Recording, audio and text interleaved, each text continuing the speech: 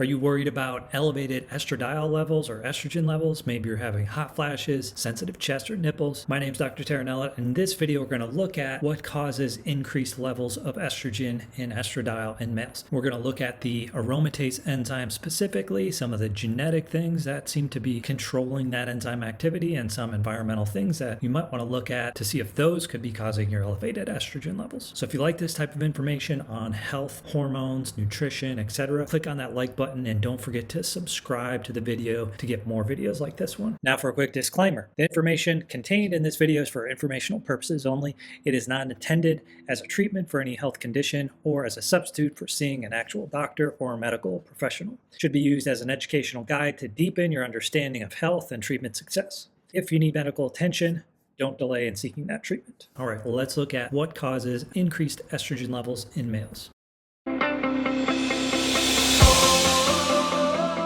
Okay, what causes increased estrogen levels in males? And most of the time when you're looking at this question, you're going to be on testosterone replacement therapy or considering it. So estrogen levels, like any compound in the body, is dictated by the enzyme that is producing that compound and the enzymes that break that compound down. Now, I have done a separate video on what causes high estrogen levels in females, and it's similar things, and you'll find some overlap in some of the themes there. In that video, we talk more about the breakdown of estradiol. So here I want to look at more at the aromatase enzyme and what it does and how sometimes it can be altered by our genetics and sometimes it's altered by our environment as well. So estrogen levels in men and women are driven by this aromatase enzyme, and that enzyme is known as, it's also a cytochrome P450 enzyme, and it's cytochrome P450 19A1, and it turns testosterone into estradiol as shown in this picture here. So here's what's being lost in this reaction by the aromatase enzyme, and here's what the testosterone is turning into, and it's at this site here. I guess that's the 19 carbon site. That's why it's called cytochrome P450 19. So anyways, that is the process that's happening, and as I said, there are things that can increase the activity of this enzyme and decrease the activity of this enzyme. By the way, it's not just testosterone that's turned into estradiol this way.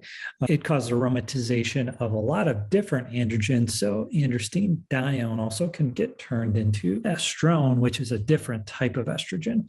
We usually don't test for that as much, but it does happen. So from a genetic standpoint, this enzyme called the aromatase enzyme can be polymorphic, and that means that the genes that dictate how the enzyme is produced can be different in different people, and that changes the outcome of the actual enzyme. So depending on what location on the gene is altered will dictate how the resulting enzyme is performing its job, basically turning this testosterone into estradiol. So in some cases, it can work a lot more efficient. In other cases, it will be slowed down. Well, if it's slowed down, you're going to get more testosterone, less estradiol, and vice versa if it's speeding up. So in trying to determine which polymorphisms and which genetic alterations cause speeding up and slowing down, I did a little research and I wasn't able to find anything conclusive, but what I did find is one study that showed that there are certain RSIDs. So the RSID is the place along the gene that basically is changed. So it's basically, that's how you identify which single nucleotide polymorphism you're referring to by the RSID. So in this particular study, which will be a link to in the description, there were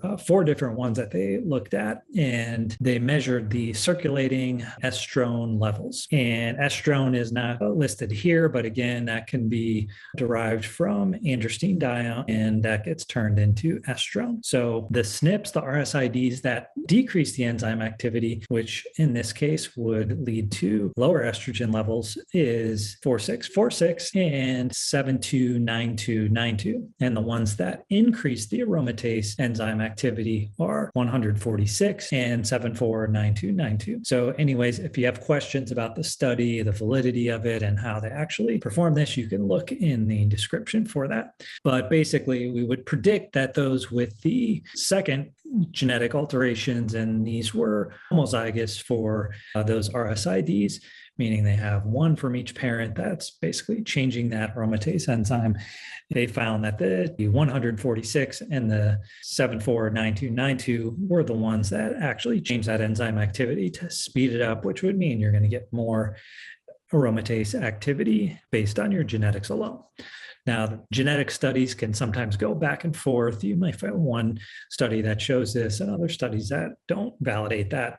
Most of the studies that I looked at were basically trying to determine breast cancer risk and how well the aromatase inhibitors like anastrozole and others were affecting the aromatase activity and breast cancer risk. And based on what I was reading there, these seem to match up.